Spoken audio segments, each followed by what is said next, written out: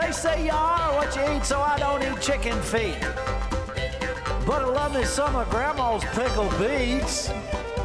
Well, cut it up, put it in the pan, throw it over your shoulder and see where it lands right here in Farmer's Kitchen. Maters, taters, beans and corn, the cows in the barn and the sheep's been shorn, kids in the barnyard chasing Grandpa's chicken. Spices, slices, cuts and dices, gonna slash your grocery prices right here in Farmer's Kitchen. Help you grow your garden good with recipes to suit your mood. Try some grub you've never tried before.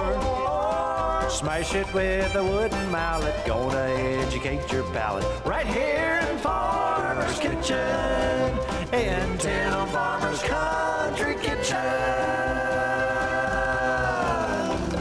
We're gonna cook something good now.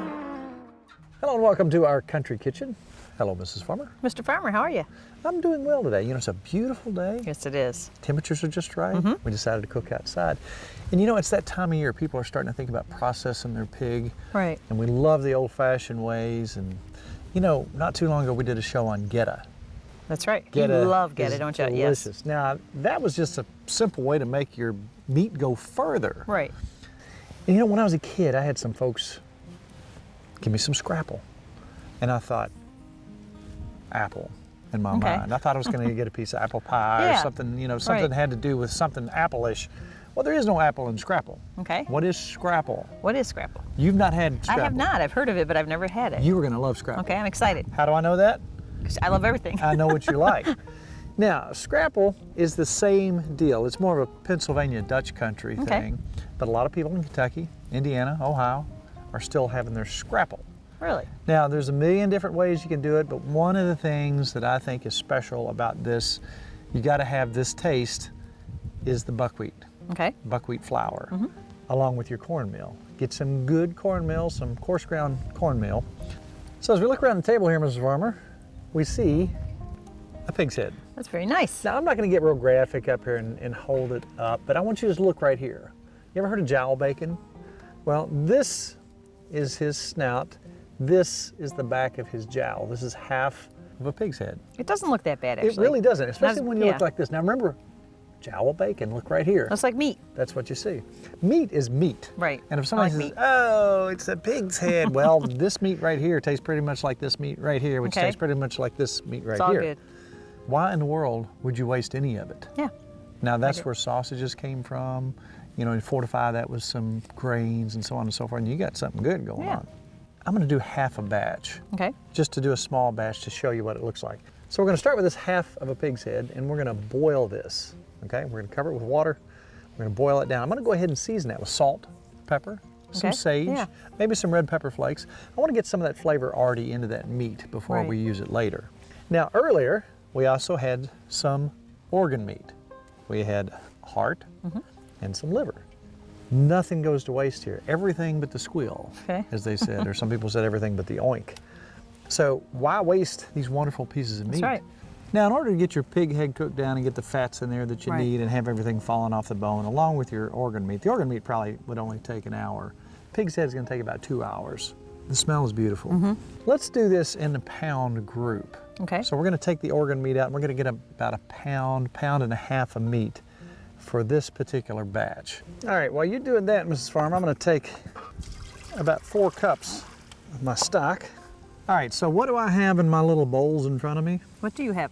You might ask, Mrs. Farmer? I'm asking, they're cute. All right, I have salt, I have sage, I have thyme, I have some cayenne, I have some red pepper flakes, and I've got on the bottom some black pepper. Wow.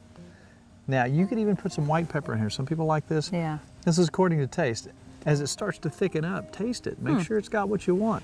And think about how that's going to taste when you put a slab of butter in that skillet. Yeah. Oh, yummy. My. In this stock, once it gets good and boiling, I'm going to put about 3/4 of a cup of cornmeal. Okay. Now, of coarse ground cornmeal. Right. And then we're going to go about 1/4 of a cup of our buckwheat flour. You need that buckwheat flour for the particular taste we're looking for here. You see? Nice and smooth. Nice and smooth. You got to pour it in slow and you can't get it too hot too quick or it will clump on you. All right. So now what do? When we're stirring this up, we're going to season it. And what I'm going to do is I'm going to put some salt in here, and I'm going to taste along as I go. I'm going to put at least a tablespoon of salt in there. You want it to be good and salty. I want some thyme.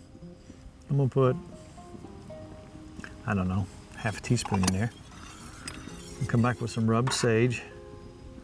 I'm going to put at least a tablespoon in there, like my sage. Here's where you can adjust. Now, this is cayenne, so Don't touch it. I'm just going to go just a, here. I hope the wind doesn't blow this in our eyes. A little bit of cayenne. I'd say a quarter of a teaspoon or less. And I like red pepper flakes in my sausage or in my anything. And then, like, if that's not enough pepper, I need some black pepper. I'm going to put a goodly amount of that in there, probably half a teaspoon at least. And it's going to smell peppery, and it's going to smell sagey. I like that smell. Now this, you're going to let cook for at least 10, 15 minutes till it starts to thicken up. You don't want it to get too thick before you start putting your meat in there. Now we've got this sufficiently thick enough to start adding some meat. And we have taken all of this yummy meat here. Got it cooked up and ready to go. Now remember, it was pre-seasoned too. Keep going. All these flavors, yeah. I'm gonna end up with probably a pound of meat in here, maybe a little over a pound, pound and a half. A little bit more. And I'll do it. Good.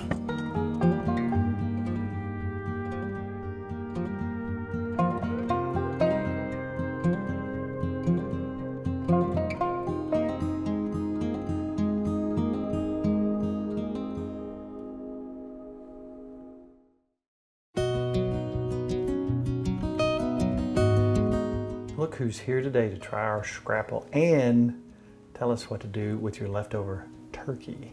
It's Mr. Farmer. Hey, Mr. Farmer. Hey, Mr. Farmer. Somebody in the show recently asked to say, why do you call Nikki Mrs. Farmer? I'm like, it's Mrs. Farmer. I call you Mrs. Farmer. Just as a joke, you call Mom Mrs. Farmer. Mrs. Farmer calls me Mr. Farmer, and it's just kind of fun. So that's how that started back in the 70s. 1974, right? Right. You were there. I got it. You know what? We made scrapple the other day. You know, I was telling you about that. You were telling me about when you were a kid, you'd have what they called fried mush. Yes. Very similar thing. Do you remember how they made it? Not exactly, but I remember eating it as a child. And it was kind of like cornbread, except it was in a loaf. Mm-hmm. And they sliced it and fried it, and it was delicious. And they probably had, what they probably did is they probably took like pork fat. I'd say. And stirred that in cornmeal. Yeah. Now this is a little different. This is scrapple. This is like a Pennsylvania Dutch deal. When you dump it out, now it might look fairly unappealing to those who think, ooh, it looks like Spam. But it's the taste that matters, Mr. Farmer. Mm-hmm. So we got some butter in here. The star of tonight's show is not the scrapple. That's cool. What Daddy's making is what we used to smell after Thanksgiving. You wake up in the morning. It's such a simple recipe, but such a wonderful smell.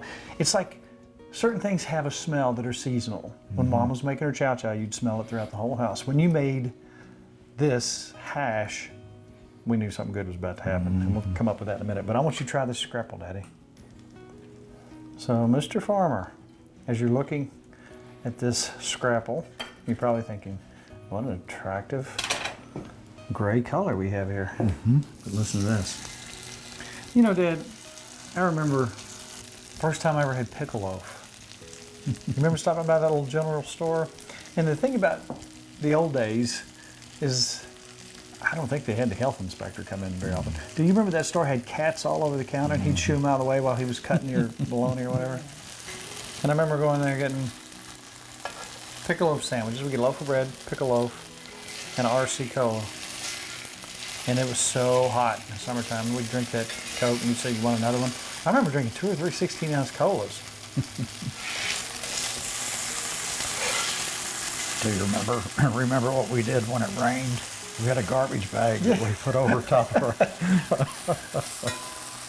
I do remember that. This is almost done. You want to get some brown edges on it. Yeah, that's what makes it good. I had this in deer camp one time. Fellows from Pennsylvania. He made this. Is that where you first learned of it? Yeah. But lots of folks in Kentucky know about scrapple too. You know, you talk about the hog's head and using all of that. When I was a kid, they would take the brains and eggs, scrambled eggs and brains. Oh, yeah. And I haven't seen that for a long time anywhere. I know with my grandparents that helped raise me, sometimes I'd complain about the leftovers, having to eat leftovers. My grandmother would always say, she said, you better hope you always have it this good, because she'd seen some hard times, you know. All right, Mr. Farmer. Okay. That little one right there in the front looks This like one? yeah, that looks All like right, the I'm just going to take a little bite of it, okay? See what you think. Is it good? Good, yeah. Nice and salty, I like that. That is good. It really is. Boy, that would be good with breakfast, wouldn't it? Hey, More? Yes, it would be good. Oh, my. good. All right, got our scrapple out of the way. If you made a great big batch, you could take these out, put it in a vacuum sealer, mark your date on it, put it in the freezer, and you'd have a bunch of it ready to go. Yeah. Would you take it home with you? Might take one. I don't want to take it. All right, let's get down to business, Mr. Farmer. I want some Okay. hash. We got some Okay. biscuits already sitting over there looking at us. Okay, very good. All right, I like family traditions, and I like family memories, and a lot of those revolve around the kitchen. How did this start for you? Okay, as a small child, with my brother and I were partially raised by my grandparents, and they were country people that lived in a city, and they still had their country ways and their country cooking and all that. My grandmother was a wonderful cook. She even cooked for a restaurant at one time. But she would fix this for us a lot of times for breakfast or even any time of the Was day. this Mamaw Parrot? Mamaw Parrot, yes. This was my mother's mother and father we lived with. And, you know, boys eat a lot, and they had to make a little bit go a long way. And so she'd make a big skillet full of this hash, and we loved it. And so when I was grown and married, I started trying to duplicate that for our family, you know. You know, every year, especially around Thanksgiving when we have leftover turkey, I would take the carcass and pick off all the little bits and pieces, and the neck and maybe the back and some of the wings and what we didn't slice up. And that would get put kind of aside for our big hash breakfast or meal. Anyway, we've been doing that a long time. We've been married how many years now? 59 years. 59. How can that be when I'm only 28? I know. It's amazing. Amazing. But anyway, the kids always liked it, and This is something you can't hardly not like. It's so simple, but Daddy, it really did have a distinctive taste and smell. Yeah. It smelled the whole house up in this wonderful way. it's that combination of things that give you that certain smell, you know. And because we're talking about it, I want to make it happen. I'm going to turn you some fire on, Mr. Okay. Okay, so you want me to start? Yeah, let's do this. We'll get this heated up a little bit. This takes about 20 minutes for the potatoes to cook. This is a couple of cups of broth. And I've got most of this cut up, but I'll cut up maybe a little bit more potato.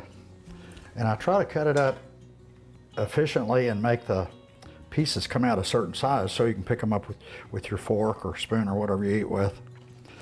And the best way I found to do it is cut it like that and then cut it a couple times across this way.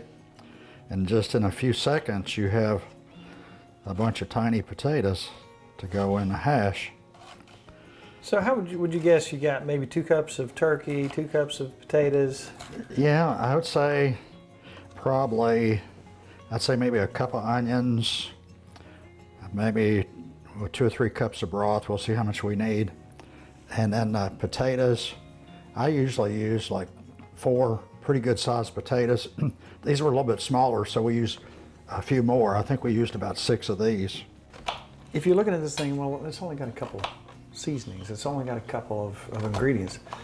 I'm telling you, try this after Thanksgiving and then come back and tell me it looks simple. This is absolutely one of my favorite things. All our kids would say, Daddy, make your hash, Daddy, make your hash. That's probably the second favorite thing to the world's greatest cheeseburgers.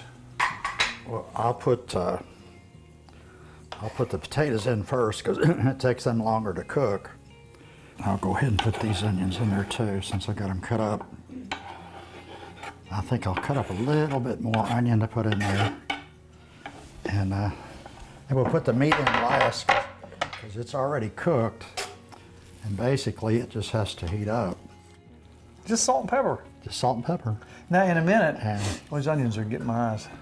But in a minute we're gonna start getting that smell.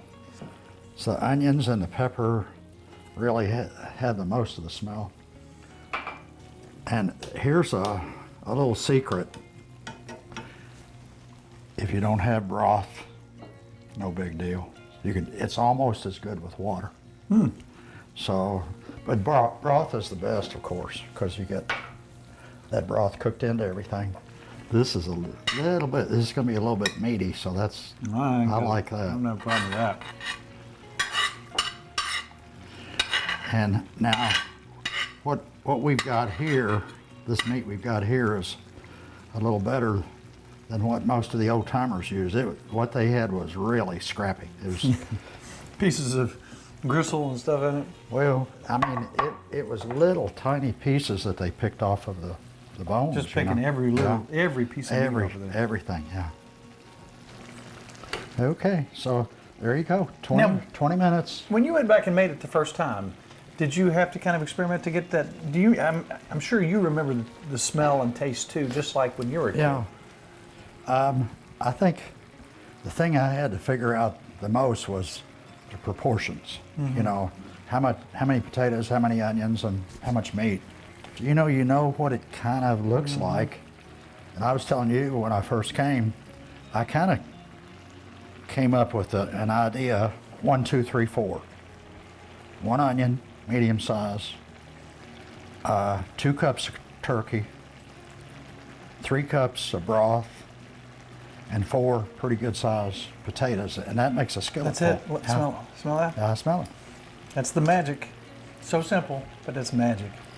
I think that's about as simple a meal as you could make, and when you put it over biscuits.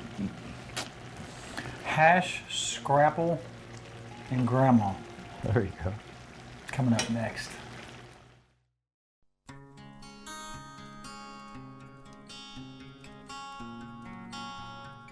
Sunburst. Past darkness of a winter night, the sun, unlocked, began to rise. Highlighting eastern mantled ridge, the snow had fallen to disguise.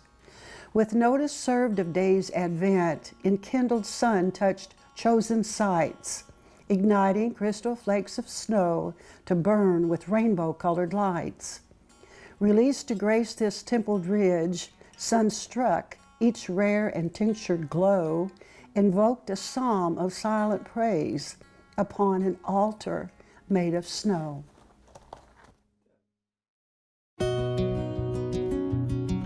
If it boils down a little bit and starts to look maybe a little bit dry, you can add a little water, a little bit more broth, but you don't want it soupy, you don't want it too wet, and you don't want it to dry out. You want it to be able to go over your biscuits like a gravy, and then the other part too. So it's more like a stew than it is a soup. It's not done until the potatoes get soft, so it takes a while. I can't wait to eat this. The kitchen is filled with the proper smell. All right. That smells beautiful. I'm gonna take this and set it aside, Mr. Farmer. I wanted to make another comment or two. You know, it has to have a certain consistency. And could I have that water, maybe just a little bit more water? I've had to add maybe 2 cups of water through this whole process because it keeps boiling down. And if you don't do that, it'll finally end up scorching. So, and the way you can tell it's done, when the potatoes get soft, then the whole thing's done. The meat was already cooked, the onions cook up real quick, so you have to wait on the potatoes till they get done. And that starch, you can see the starch, that makes almost like a slight gravy. Yeah, it is like a gravy. And here's what I think is The way to eat it, of course, you know, you can eat it any way you want, but that's about how we usually do. Now that right there. And you may need a little salt. I didn't salt it too heavy. Look at that. The simplest things. It might burn you up. You better watch out.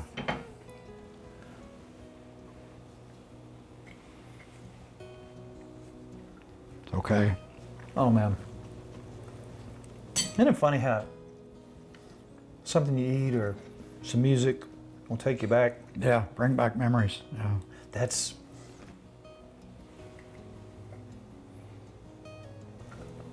there's something about it. That is beautiful. So simple, but so delicious. And that's hash. And what I would like to find out now, is that a regional thing? Both your grandparents were from around the Lebanon area, and they called this hash. Yeah. Is this something, and we would like you to contact us on the show, if you will, through our Facebook page, and tell us if you've had hash as a kid in the Kentucky area. You know, we call it hash. Now, our friends in Virginia, they make something they call hash, but it's more like burgoo. It's not like this at all. Isn't it funny, the regional Yeah, names yeah. for everything? Man, Daddy, that is delicious. Very good. I think the only thing left to do right now is to turn that camera off and let everybody sit down at the table. And I will show everybody how to eat this. Yeah. I'll eat the first biscuit, then I'll eat the second biscuit. Then I'll eat all of them. Daddy, I might give you a little bit because you helped make it. Okay, half But I'll a probably biscuit. eat most of it. Let's eat. Oh, it's good.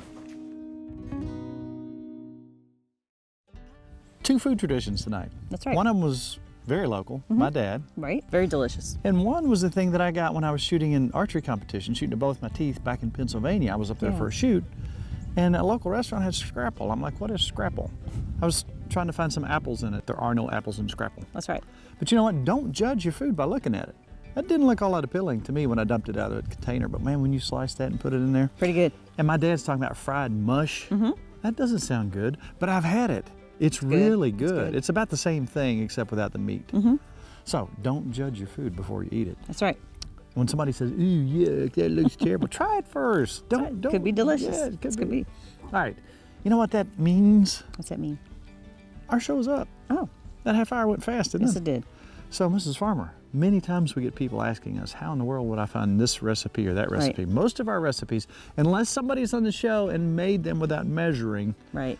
in that case, you still need to go to. TimFarmersCountryKitchen.com. That way you can see how they made it. If we made it, we have to measure it because That's Kelly right. would get mad at us She if we would. didn't. We have it measured out for you, TimFarmersCountryKitchen.com. Go to recipes, or you can watch the episode itself. And we love our Facebook friends. We do. talk to them all the time about everything. And the problem is it's almost impossible to get on our page. And why is that, Mrs. Farmer? Difficult. You hit like. That's all. That's all you do. So It's hit pretty easy. like, That's become right. our friend, talk to us on Facebook. And it's all about Good times. good friends And and good Boo eats. Boo. Boo boo. Look here, look back here. Now, normally we don't keep talking after the close of the show, but let me tell you something. I don't like cats. That's right. I have never liked cats. The other day, you're telling me, come out here and run this cat off. I go to run the cat off. It's so skinny. It's so emaciated. It probably hadn't eaten in months. That's right. He ran to you, went around your legs. He ran to me, You fell looked in up love. at me. I said, don't we have some sardines somewhere? You've been feeding him ever since. So now we have Boo Boo TT. Boo boo TT. You want to call him Boo Boo? I want to call him TT. So he's Boo Boo TT. He's Boo Boo TT. So, again, it's all about Good times good friends and good eats. and Boo Boo TT. Boo Boo TT. Where'd he go? He's in the wagon.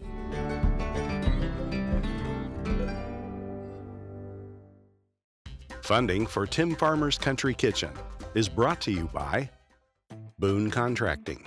Dream, design, build. We build your dreams. Lexington. Wilderness Road Hospitality, Stanford, Kentucky. Buck's Grill, cooking for the folks since 2008. Maysville, Kentucky. Ephraim McDowell Medical Center in Danville, Kentucky. A destination soaked in bourbon history, Log Still Distillery. Set against the backdrop of Kentucky's iconic rolling hills in Nelson County.